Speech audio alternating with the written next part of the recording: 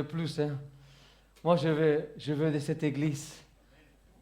Des chrétiens, des hommes et des femmes qui aiment Jésus et qui ont compris la puissance de la louange, qui ont compris la puissance de la prière, qui ont compris la bénédiction d'être dans la présence de Dieu, de vivre pour Jésus. Nous voulons plus. Amen. Moi, je veux plus. Hein. Je viens à l'église, pas parce que je dois prêcher ou parce que je suis le pasteur. Je viens à l'église parce que j'aime Jésus. J'aime être dans sa présence, à ses pieds. J'aime le Saint-Esprit et je veux plus du Saint-Esprit. Amen. Alors aujourd'hui est un jour de fête. Un véritable jour de fête. Nous célébrons, nous proclamons, nous déclarons, nous fêtons la venue du Saint-Esprit sur l'Église. Il y a plus de 2000 ans. Ce jour, on l'appelle la Pentecôte. Et je voudrais lire, ne l'affichez pas parce que je ne vous ai pas dit, mais simplement lire 3 passages pour bien rester centré sur le Saint-Esprit et ce que Dieu veut. Alors ce matin, j'ai prié et dans l'église, j'ai reçu une parole. Jérémie chapitre 1, verset 12. Ne l'affichez pas, simplement vous cherchez dans vos Bibles, vous les marquez. Jérémie chapitre 1, verset 12. Et l'Éternel me dit, tu as bien vu, car je m'ai hâte d'accomplir ma parole. Waouh, vous savez, j'étais dans l'église et quand je suis là, j'entends les louanges, l'équipe des louanges qui répète, mais dans mon esprit, dans mon cœur, je suis en prière et je prie, Seigneur, je veux te voir à l'œuvre, je veux voir la confirmation de ta parole, je veux voir le Dieu Tout-Puissant qui s'est révélé à moi, le voir encore plus dans l'église. Et Dieu, il commence déjà pour me dire, tu as bien vu, car je m'ai hâte d'accomplir ma parole. Et aujourd'hui, nous fêtons quelque chose de magnifique que nous retrouvons dans le livre des Actes. Je vais lire un petit passage, Actes chapitre 1er, et c'est les paroles de Jésus. Jésus avait passé 40 jours après sa résurrection avec les disciples.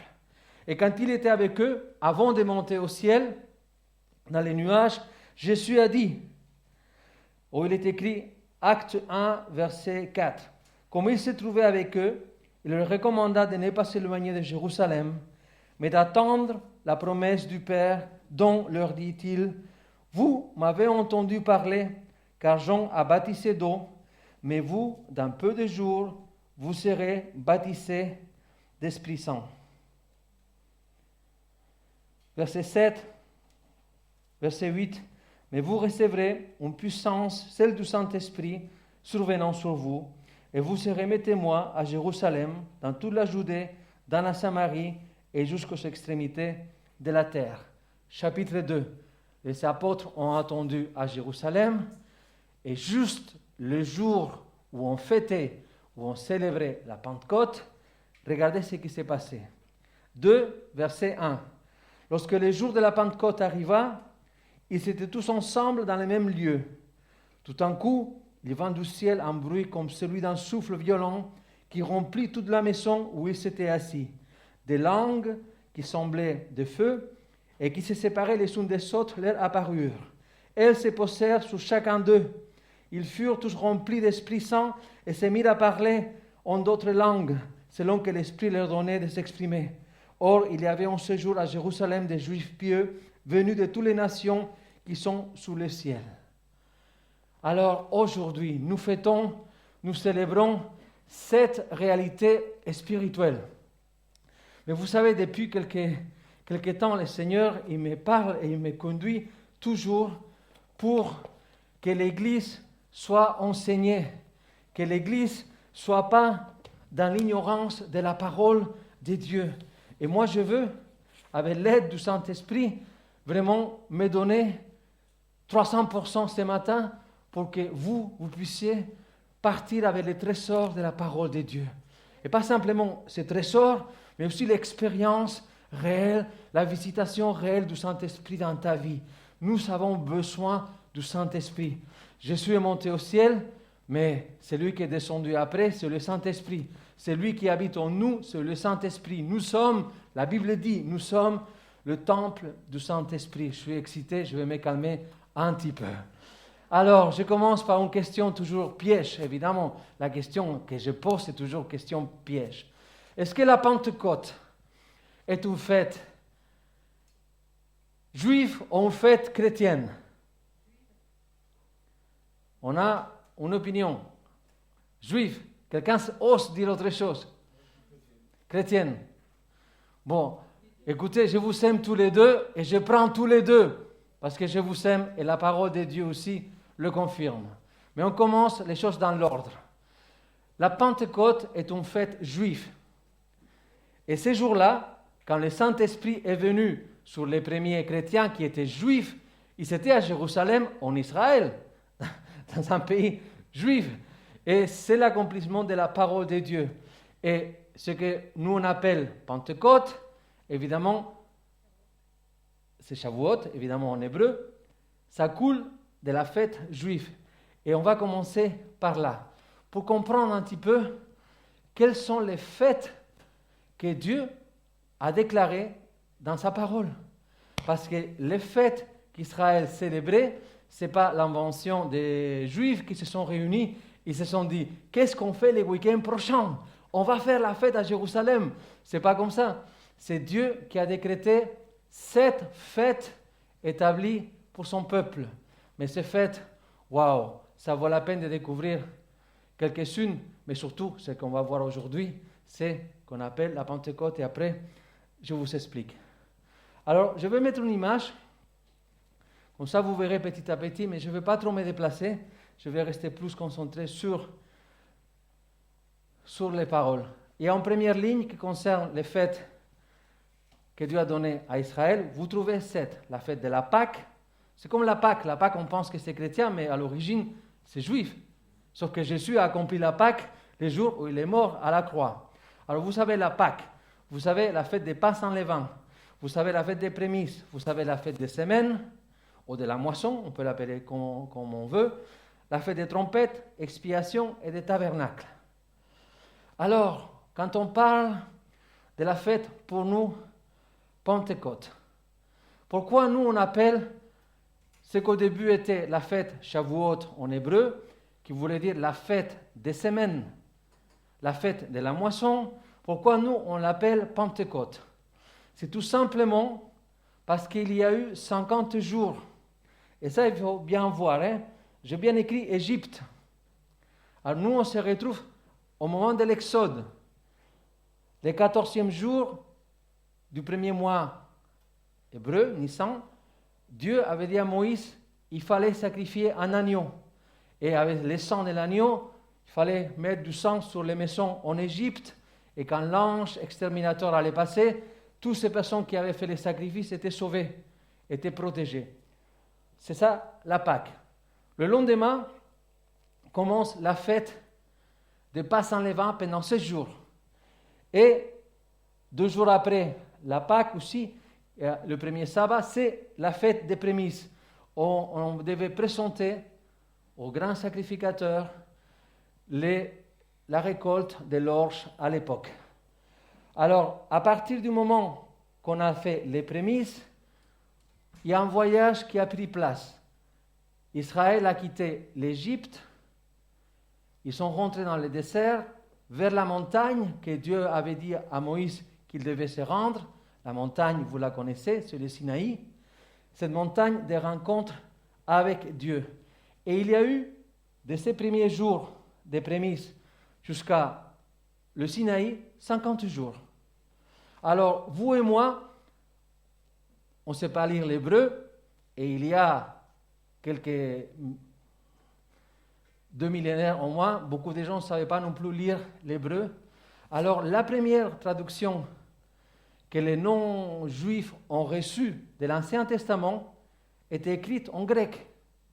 Alors, la traduction de Shavuot ou la traduction de semaine veut dire tout simplement Pentecôte.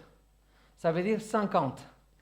Parce que Dieu avait dit que de la fête des prémices jusqu'au mont Sinaï, c'est 7 fois 7, 49 plus un jour qui nous amène dans un jubilé. Les 50, les chiffres 50 dans la Bible est super important. Veut dire déjà, dans les jours, c'est une bénédiction. Dans ce contexte de la révélation de la parole de Dieu aussi. Mais c'est une double, je dirais, une double purification, une double sanctification de la personne. N'oubliez pas, Israël a quitté l'Égypte pendant 400 ans. Oui, il s'était fidèle à Dieu, mais l'influence de l'Égypte, ça pèse. Et l'Égypte est toujours une image du péché.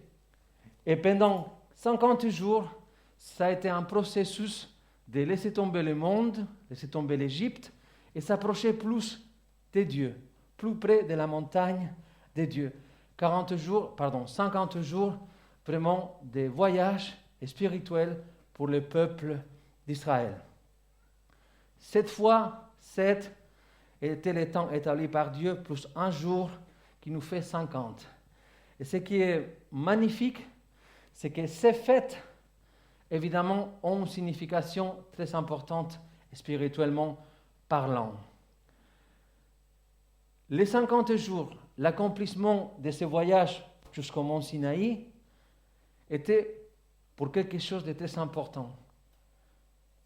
La tradition nous dit et nous enseigne que c'est ces jours-là, les 50e, que Dieu a donné sa parole à Moïse, que Dieu a donné la Torah, ou que Dieu a donné les commandements, la parole de Dieu révélée à Moïse. C'était l'alliance unilatérale de Dieu envers son peuple. Dieu a voulu révéler sa parole, ses commandements et ses fêtes pour Israël.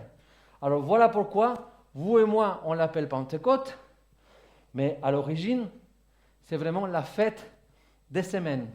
7 semaines plus un jour. Ça fait 50. Traduction en grec, Pentecôte. Alors, à ce moment-là, vous voyez, j'ai mis une petite montagne, c'est le mont Sinaï. Il y a eu une alliance. Je ne sais pas si vous vous êtes mariés ou pas, mais quand on se marie, il y a un geste tellement important qui est l'échange des alliances. Dieu a célébré, si vous voulez, un mariage avec son peuple à ce moment-là. Il a présenté son alliance par sa parole, qu'Israël devait respecter, qu'Israël devait garder précieusement et appliquer dans sa vie pour être le peuple élu du Seigneur, et pas comme les autres nations qui pratiquaient autre chose. Dieu s'est révélé de façon magnifique et spéciale à Israël. Ces moments, 50 jours après, rencontre entre Dieu et son peuple. Révélation de sa parole vers son peuple. Alliance éternelle de Dieu pour son peuple. Voilà, petite introduction pour ce qui concerne la fête des semaines, pour nous, la fête de Pentecôte. Mais la Bible dit aussi, et surtout en Jésus et après Jésus, que ces choses que la loi nous avait montrées étaient l'ombre des choses à venir. Ces choses étaient une ombre de quelque chose de réel, plus fort qui allait venir et qui allait s'accomplir. Et justement, je voudrais voir ensemble avec vous ce que Jésus dit lui concernant et concernant la parole de Dieu. Parce qu'il s'agit toujours de vérifier la parole de Dieu, vraiment de l'examiner et voir l'accomplissement merveilleux, je dirais millimétrique, de la parole de Dieu. On va lire dans Luc, chapitre 24, à partir du verset 44. Ou peut-être, oui, 44 et 45. C'est Jésus qui parle, et il dit, puis il leur dit, Luc 24, verset 44.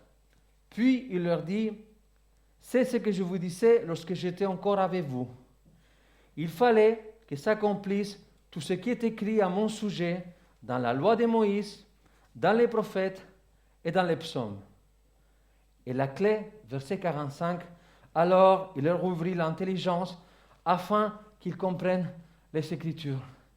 Et c'est ma prière, c'est mon intercession pour ces bénis, pour l'Église que vous êtes, que le Seigneur, par son Saint-Esprit, puisse nous ouvrir, pas à vous, mais à moi aussi, puisse nous ouvrir encore plus notre intelligence et qu'on puisse voir les choses spirituellement à la lumière du Saint-Esprit, à la lumière de la parole de Dieu, et pas de façon naturelle, mais de façon spirituelle.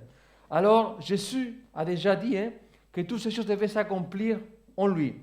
Matthieu, chapitre 5, à partir du verset 17, quelque chose que nous devons aussi tenir compte et pas oublier. Matthieu 5, à partir du verset 17. Et c'est à nouveau Jésus qui parle à ses disciples. Il dit, « Ne vous imaginez pas que je sois venu pour supprimer ce qui est écrit dans la loi ou les prophètes. Je ne suis pas venu pour supprimer, mais pour accomplir. Oui, vraiment, je vous l'assure, tant que les ciels et la terre resteront en place, ni la plus petite des lettres de la loi, ni même un point sur un i n'en sera supprimé. Tous les plans de Dieu se réalisera. » Voilà ce que Jésus dit. Que tout ce qui a été révélé, et excusez-moi pour utiliser les termes hébreux, révélé dans la Torah, révélé dans la parole de Dieu, toutes ces choses qui ont été écrites dans l'Ancien Testament devaient et ils vont s'accomplir. Alors, je reviens à l'image, la première photo, pour qu'on puisse voir qu'est-ce que Jésus a accompli, qu'est-ce qui a été accompli. Évidemment, ce matin, c'est comme un voyage. Le but, c'est d'arriver à la Pentecôte, mais de bien connaître ce qui s'est passé dans la vie de Jésus et comprendre la signification spirituelle des choses que parfois on ignorait. La première chose, c'est que Jésus nous a sortis du péché par son sacrifice. Jésus est mort les jours de la Pâque juive. Quand il fallait sacrifier l'agneau, c'est ce jour-là où Jésus est mort à la croix pour nous. C'est lui, notre Pâque. La première fête décrétée par Dieu pour son peuple, Jésus l'a accompli. Il a accompli la parole, il a accompli la loi. L'agneau de Dieu, c'était Jésus. Et il est mort à la croix pour nous, afin que nous puissions avoir et hériter le pardon des péchés et la vie éternelle. La deuxième fête, le pain sans levain. Il faut comprendre que dans les Écritures, le levain, que parfois on utilise pour faire du pain ou des pâtes à pizza ou autre, est considéré une image du péché. Et le seul qui a vécu dans ce monde sans péché, c'est le Fils de Dieu, c'est Jésus. Cette fête des pains sans levain qui prenait 7 jours, elle s'est accomplie quand Jésus a été enterré dans les tombeaux, sans péché, mort pour nous, sans péché. Les prémices, c'était les premiers fruits de récolte.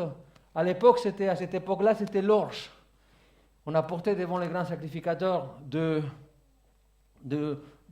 branches d'orge pour les secouer et présenter les grains au Seigneur. Les nouveaux grains, les premiers fruits, les prémices des premiers fruits, c'est Jésus ressuscité. 3 jours et 3 nuits dans les tombeaux, et quand il a ressuscité, il s'est présenté devant le Père comme le dernier Adam qu'il était et notre grand sacrificateur qui est Jésus. Alors vous voyez, on a vu la Pâque, les pains sans levain et les prémices qui se sont accomplies en Jésus. Parce qu'il avait dit que toutes ces choses devaient s'accomplir. Mais après la résurrection de Jésus, à nouveau, pour voir comment Dieu respecte son calendrier, Jésus est resté sur terre 40 jours. Comme les 40 jours qu'Israël a mangé de la manne jusqu'au mont Sinaï. Il y avait 10 jours, plus ou moins, que la nourriture était apportée de l'Égypte, mais après, il fallait manger la manne qui tombait du ciel tous les jours, pendant 40 jours, jusqu'à ce moment où ils se sont rencontrés avec Dieu sur la montagne du Sinaï. Jésus a passé avec les disciples 40 jours. Et qu'est-ce qu'il dit la Bible pendant ces 40 jours? Qu'est-ce qu'il a enseigné Jésus pendant les 40 jours aux disciples? Un cours intensif. Sur quoi? Sur l'Ancien Testament? Sur le royaume des cieux. En réalité, on peut dire que sur l'accomplissement de toutes les paroles prophétiques que nous retrouvons dans l'Ancien Testament concernant le royaume de Dieu, Jésus a passé 40 jours avec eux. Il n'a pas arrêté d'enseigner et d'encourager, d'ouvrir leur intelligence et de les faire voir que toutes ces choses avaient un vrai sens logique et spirituel, visible, que l'Église, le peuple de Dieu, devait vivre et pratiquer. Alors, ce voyage a été aussi très important pour les disciples, mais surtout, ce qui était important, c'est que ces 3 fêtes, la Pâque, le Pasch sans levain et les prémices, ont été déjà accomplies. En réalité, des 7 fêtes que Dieu avait instaurées pour Israël, 4 se sont accomplies avec Jésus ou par Jésus. 3 dans sa personne, et la 4e, qui est la fête des semaines, qui est la Pentecôte pour nous, Jésus l'a accompli aussi.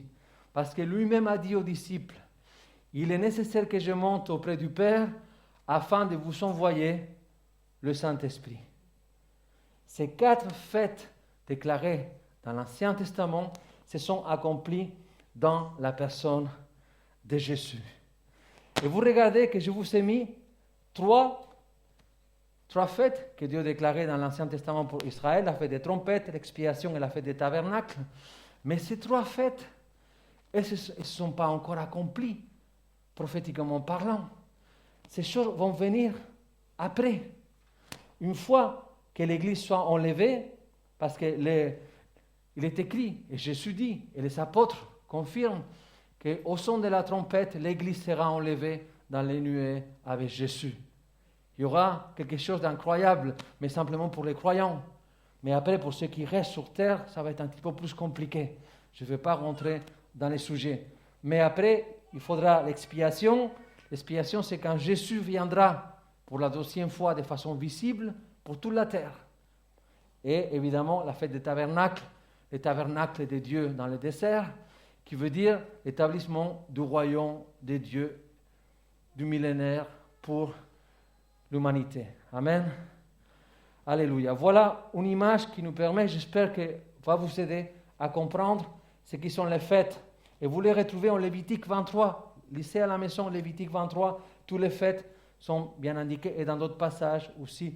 Mais le but, c'est de comprendre que ces fêtes étaient des fêtes prophétiques, l'ombre des choses spirituelles que Jésus a déjà accomplies. 4 et qu'il y a 3 en attente qui nous concernent, nous aussi, l'Église, et spécialement la fête des trompettes, quand l'Église est enlevée avec le Seigneur.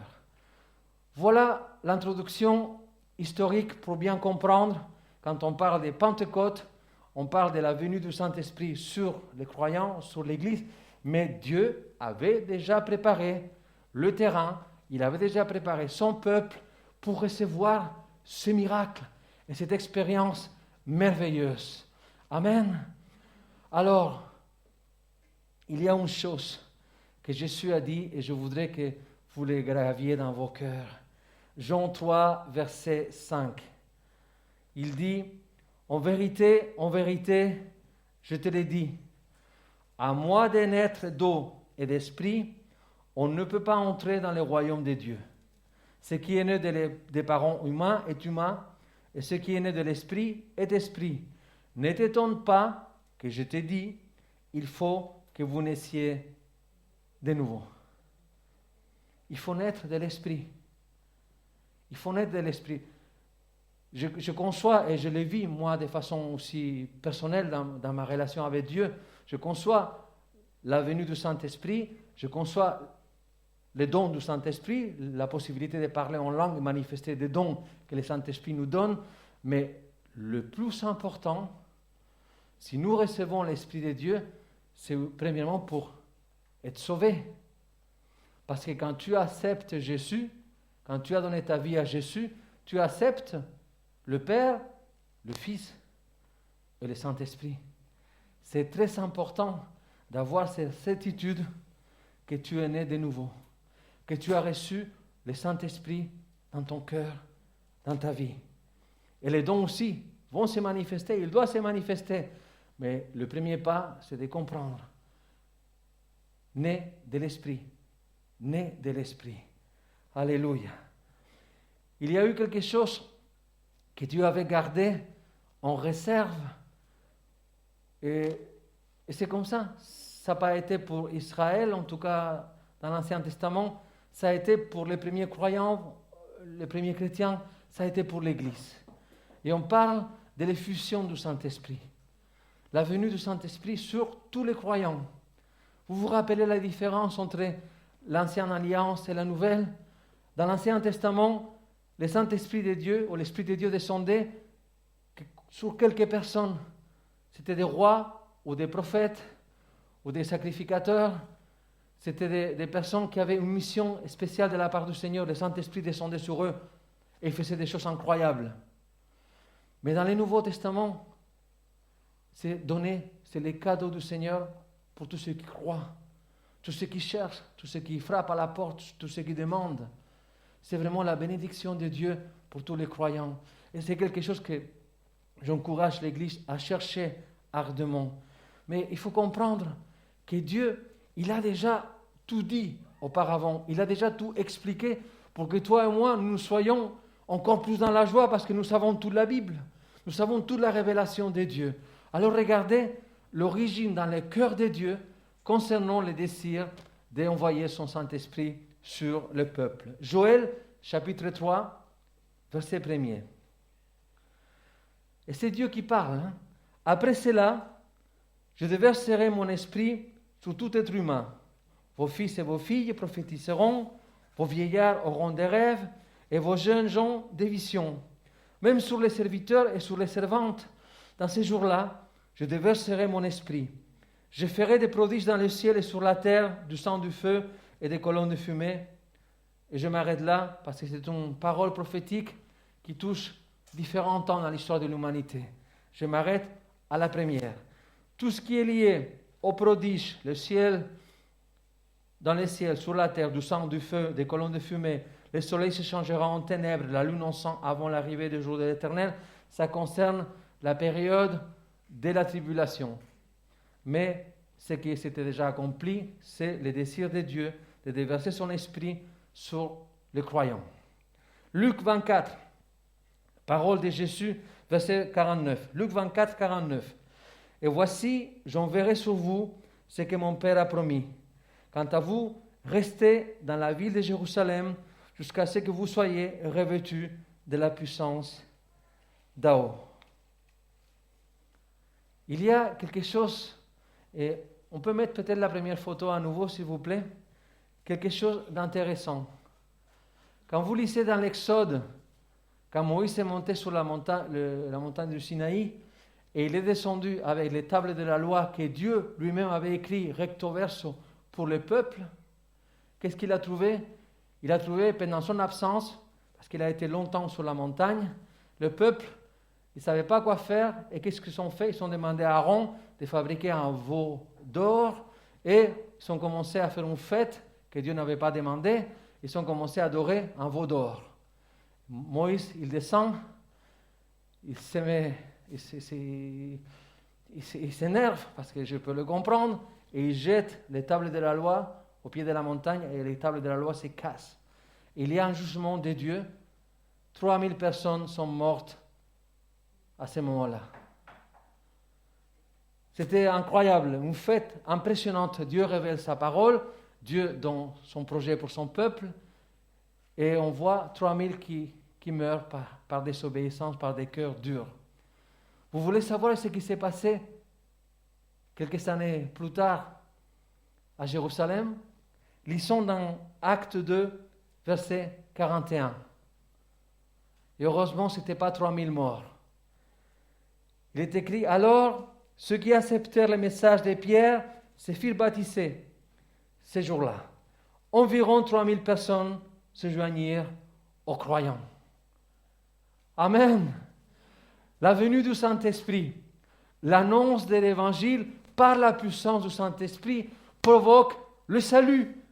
Pas la mort, provoque le salut. C'est triste de voir que cette loi qui a été donnée au peuple déjà a provoqué, par leur désobéissance, 3000 personnes qui meurent, mais quelle joie de voir que quand c'est l'Esprit qui prend le contrôle et qui descend dans les croyants, et à travers les croyants, la bonne nouvelle, le message de l'Évangile, Jésus est annoncé et il y a 3000 qui s'ajoutent à la famille de Dieu. Amen. C'est ça que nous prêchons. Et c'est ça que je voudrais encourager l'Église à continuer. Oui, connaître l'histoire biblique. Oui, découvrir nos racines, que nous devons les découvrir. Nous ne devons pas les mépriser, ces racines hébraïques qui font partie de notre foi. Rappelez-vous, le salut vient des Juifs. Dieu s'est révélé à eux en premier, ce n'est pas à nous, c'est à eux. Mais merci Seigneur qu'il a eu compassion des nations du monde et qu'en Jésus-Christ, la promesse faite à Abraham, en toi, toutes les nations du monde seront bénies. C'est en toi, c'est en Israël.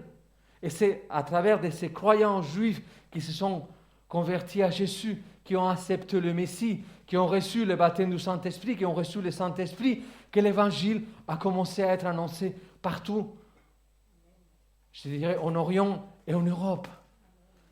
Le but, évidemment, c'est que l'Église soit consciente de cette relation merveilleuse avec le Saint-Esprit. Le baptême du Saint-Esprit n'est pas simplement le parler en langue. Le parler en langue, c'est un don que le Saint-Esprit produit dans le cœur du croyant, dans l'esprit. Mais le but premier, c'est de nous équiper. Amen.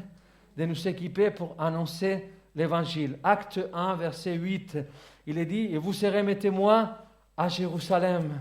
Vous recevrez une puissance du Saint-Esprit, témoins dans la Judée, dans la Samarie et jusqu'au Finistère. Jusqu'au Finistère, jusqu'aux extrémités de la terre, il est écrit. Le Finistère est compris. Et c'est pour cela que Dieu envoie des pasteurs, des missionnaires en France et en Bretagne, dans les Finistères, afin que l'évangile de Jésus-Christ, prêché avec onction et avec puissance, soit annoncé dans cette terre. Nul ne pourra dire à Concarneau que l'évangile n'a pas été annoncé. Nul ne pourra dire dans cette région de la Bretagne qu'il n'y avait pas des églises qui prêchaient Jésus-Christ. Oui, ce peuple, il est là. Et Dieu a un plan. Et l'horloge de Dieu avance. Et à un moment donné, clac, ça va s'arrêter. Et je fais attention à nouveau pour ne pas m'électrocuter. Alors, le Saint-Esprit. La Bible nous dit qu'il ne faut pas l'attrister. Éphésiens 4, verset 30. N'attristez pas le Saint-Esprit par lequel vous avez été marqués d'un sceau, par lequel vous avez été scellés, comme propriété de Dieu, pour le jour de la délivrance finale. Vous l'avez reçu comme un gage de votre libération complète et définitive. Qu'est-ce que c'est merveilleux de savoir que le Saint-Esprit est en toi. C'est un gage pour la libération complète et définitive. Je l'ai dit tout à l'heure, au début du message. Le chiffre 50, c'est le chiffre du jubilé.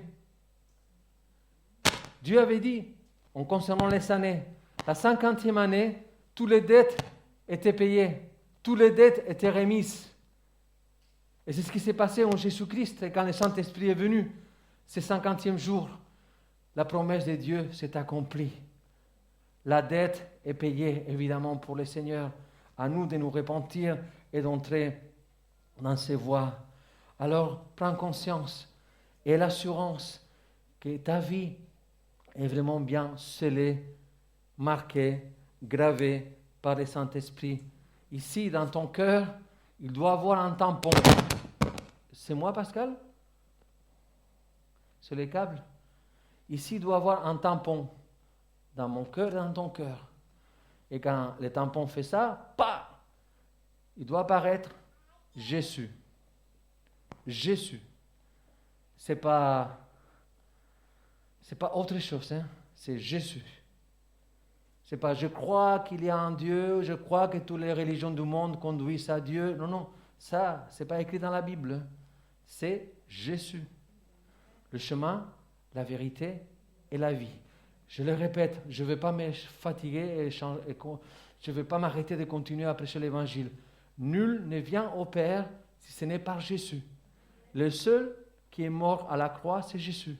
Ni Saint-Pierre, ni Paul, ni Marie, ni qui que ce soit. Le seul que le Père avait choisi pour que le monde soit sauvé, c'est Jésus-Christ, le Fils de Dieu. C'est lui qui est descendu dans le monde. Tout le reste de l'humanité, nous sommes nés dans le monde. Lui, il est descendu. Il s'est incarné en tant qu'homme, parfaitement Dieu. Amen. Alors oui, marqué, scellé par le Saint-Esprit. Ephésiens 1, verset 13. En lui, vous aussi, après avoir entendu la parole de la vérité, l'évangile qui vous sauve, en lui vous avez cru, et vous avez été marqués de l'empreinte du Saint-Esprit qui avait été promis.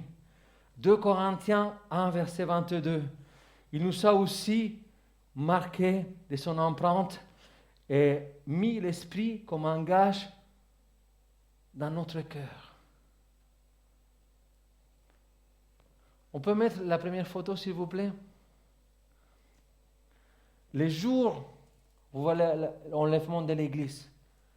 Les jours où l'Église sera enlevée avec Jésus, le Saint-Esprit remonte à nouveau. Il ne va pas rester en bas.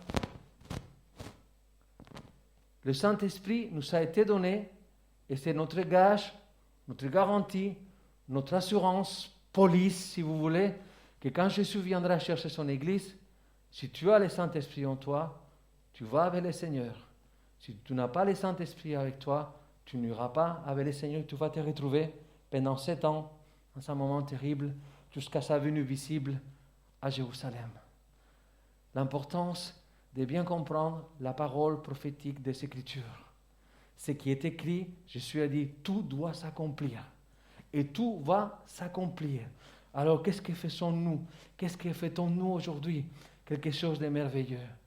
Je vais demander, en premier lieu, à Emmanuel. Je ne sais pas s'il est là, Emmanuel. Si tu es là, ok. Si tu veux venir, Emmanuel. Et Teddy, simplement 2 musiciens. Après, je vais appeler le reste de l'équipe. Mais je voudrais vraiment donner ce temps spécial à l'Église. Un temps où chacun peut communier avec Dieu, peut communier avec le Saint-Esprit. Pourquoi? Parce qu'il y a une chose que nous devons faire. Et c'est Jésus qui nous l'a enseigné. Et je vous dis, cette semaine, pendant la réunion Zoom, une parole nous a été partagée. C'est Paloma qui nous a partagé la parole. Et elle a utilisé un passage et me l'a présenté d'une façon qui m'a surpris. J'étais béni d'entendre ma fille m'enseigner par rapport aux Écritures. Je suis toujours à l'école. J'apprends des choses toujours de la Bible et de la parole de Dieu. Et là, elle nous a fait un rappel que je me permets d'utiliser pour le bien de l'Église. Et c'est le rappel de Jésus. Luc, chapitre 11, le verset 13. Si donc, tout mauvais que vous êtes, vous savez néanmoins donner à vos enfants ce qui est bon pour eux, à plus forte raison, votre Père Céleste donnera-t-il l'Esprit Saint à ceux qui le lui demandent. Donnera-t-il le don de l'Esprit à ceux qui lui le demandent. Nous sommes encouragés à demander. Nous sommes encouragés à vraiment comprendre que cette réalité de la venue du Saint-Esprit, du baptême du Saint-Esprit, du don du Saint-Esprit, n'est pas simplement un fait historique qu'on doit se rappeler et fêter et célébrer. C'est vraiment une expérience que les croyants, l'Église doit chercher continuellement. Lisez les actes. Ce sont les premiers pas de l'Église, les premiers chrétiens qui se réunissaient à Jérusalem, en Judée, en Samarie et après en Asie mineure. On voit combien de fois ces chrétiens étaient renouvelés de façon continuelle dans le Saint-Esprit. En réalité, nous devons vivre la Pentecôte tous les jours. Nous pouvons la vivre tous les jours. nous pouvons demander à Dieu à nouveau, renouvelle-moi. Si tu es déjà baptisé ou si tu as reçu déjà l'Esprit en toi. Mais si tu ne l'as pas reçu encore, demande. Jésus même, lui-même, il te dit, demandez au Père, notre Père. Il ne s'est pas présenté comme un Dieu. Demandez à Dieu ou demandez au Père. Notre Père qui est aux cieux. Il est notre Père. Il désire ardemment d'être et se manifester en tant que Père. Et si l'Église demande le Saint-Esprit, Dieu va l'envoyer et il va nous remplir et il va nous transformer. Amen. Je crois que ça vaut la peine, si vous le permettez, de se mettre debout.